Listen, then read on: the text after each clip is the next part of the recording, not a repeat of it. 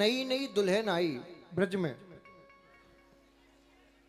तो जैसी दुल्हन आई तो उसकी सास ने कहा, बोले देख बहू,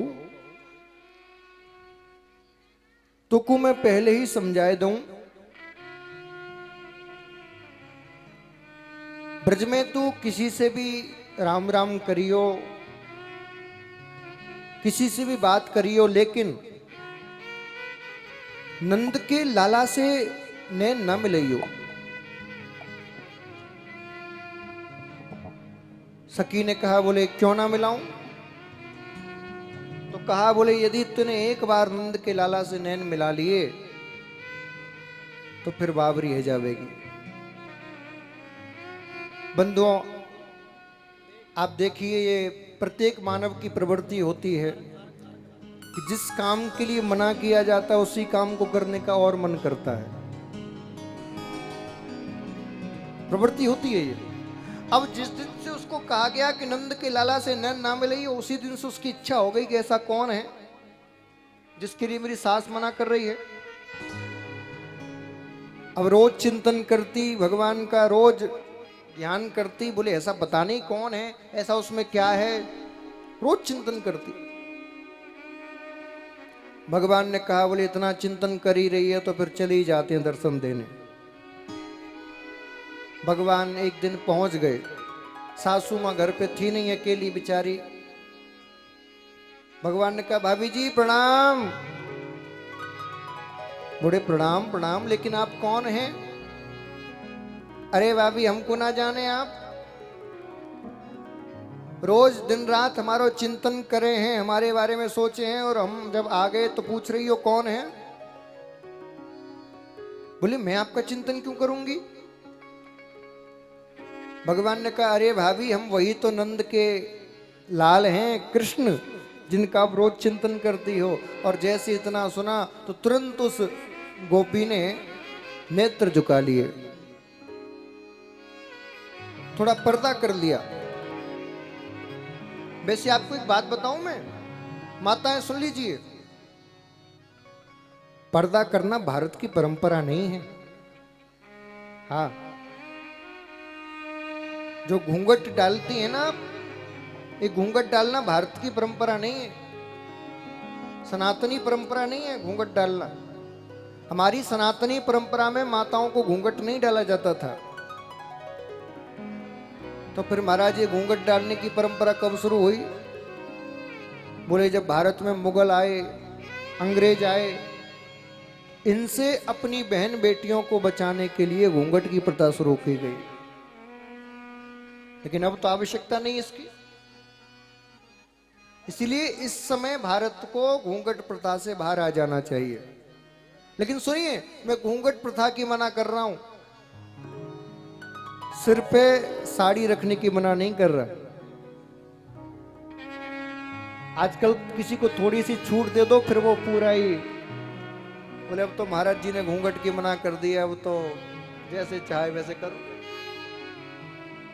नियम यह है, स्त्री के लिए या पुरुष के लिए, दोनों के लिए, जब भी किसी गुरु के पास जाएं, जब भी किसी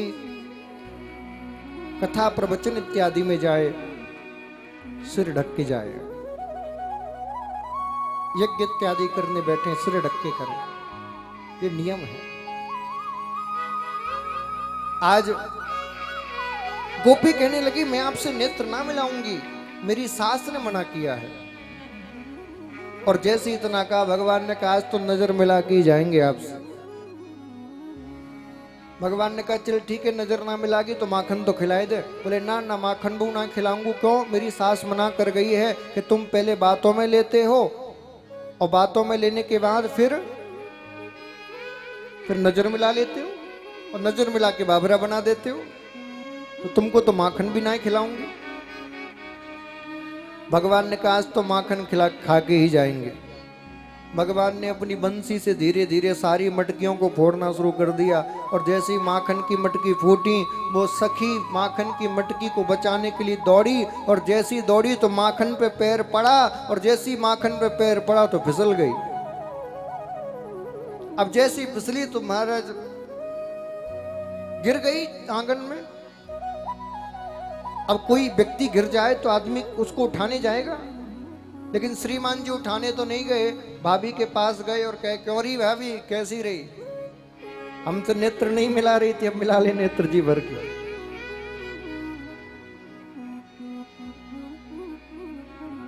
सखी बोली, अब उठा तो दो हमें। जैसे तैसे हाथ पकड़ के उठाया, और जैसे ही हाथ पकड़ के उठाया तुरंत उस सखी ने कृष्ण का हाथ पकड़ लिया। आज जाने नहीं दूंगी, आज तो तुमने अति ही कर दी। मेरी सास सही कह रही थी, सबरी माखन की मेरी मटकी फोड़ दी। अब तो तुमको बांध के रखूंगी जब तक सास ना आ जाती मेरी। भगवान ने कहा, हमको बांधेगी? बोले हाँ। भगवान बोले, बड़े बड़े वेदज्ञ, बड़े बड़े धर्मज्ञ, बड़े बड़े ऋषि महर्षि हमें नहीं बांध पाए, तुम बांधोगी? मैं भी देखता हूं कैसे बांधोगी, बांधो। भगवान को एक खम्मे के सहारे खड़ा कर दिया और हाथ में रस्सी लेके बांधने लगी। अब नीचे से बांधती तब तक ऊपर से खुल जाते, ऊपर से बांधते जब तक नीचे से खुल जाते। उसको कौन बांध सकता है? वो त्रिलोकी का नाथ है। जब बार बार प्रयत्न करने के बाद भी नहीं बांध पाई तो भगवान बोले, सुन, मुकु ऐसो लगे तेरे मैया बाप ने तो को बांधबू ना सिखायोगा, तो बांधबे को लक्षण ना है। गोपी बोली, पता नहीं का है को आज मैं बांधवो कैसे भूल गई। भगवान बोले, रुको रुको, हम में सिखाता हूं बांधना। खम्मे के सहारे गोपी को खड़ा कर दिया। बोले, मैं बांधना सिखाऊं? बोले, सिखाओ। एक गांठ गोपी के पैरों में मारी। बोले, देख ऐसे पैरों को बांधते हैं। दूसरी गांठ कमर पे बांधी। बोले, देख ऐसे कमर को बांधते हैं। पीछे हाथ कर। और जैसे उसने पीछे हाथ करे, तीसरी गांठ हाथों में मार दी। बोले, देख ऐसे हाथों को बांधते हैं।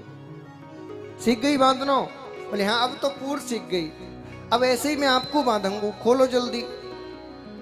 और जैसे ही खोलने की कहा, भगवान सिर पकड़ के बैठ गए। गोपी ने कहा, सिर पकड़ के क्यों बैठी हो, खोलो, अब मैं ऐसे ही बांधूंगी आपको। भगवान बोले, गोपी गड़बड़ हो गई। क्या गड़बड़ हो गई? हम तुमको बताना भूल गए। क्या बताना भूल गए? तुमको बांधना नहीं आता और हमको खोलना नहीं आता। हम खोलना ही नहीं जानते, अब तो तुम बंधी रहो।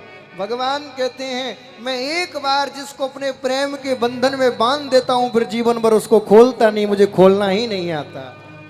मैं एक बार जिसको बांध देता हूं, वो जीवन बंधा ही रहता है। आज भगवान ने उसको भी तृप्त किया है।